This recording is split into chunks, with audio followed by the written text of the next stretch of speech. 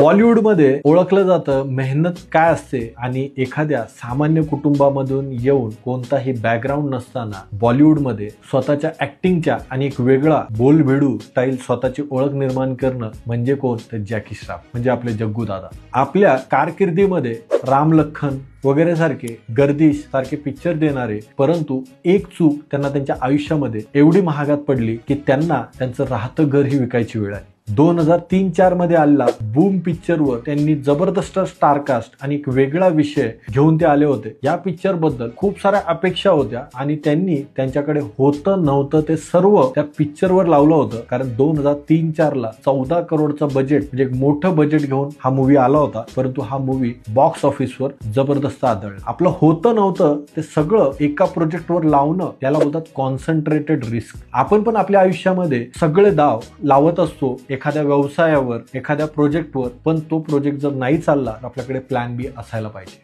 जग्गू दादाच्या याच्यामध्ये प्लॅन बी होता। त्यांनी परत एकदा अमिताभ प्रमाणेच भेटेल ते काम करायला सुरुवात केली आणि त्याच्या जोडीला आला त्यांचा मुलगा टायगर श्रॉफ। आणि कुठेतरी परिवाराच्या संगतीने असे बोलतात की मी या वादळातून बाहेर निघालो आणि प्रामाणिकपणे त्यांनी सगळे त्यांचे कर्ज फेडले। आपल्याही जीवनामध्ये अशाच पद्धतीच्या गोष्टी येऊ शकतात, परंतु बूम सारखं एकाच कुठच्या तरी प्रोजेक्टवर साम दाम दंडभेद लावून स्वतःला ब्लाइंड रिस्क मध्ये टाकू नका, हे जग्गू दादा आपल्याला सांगू देतात। धन्यवाद।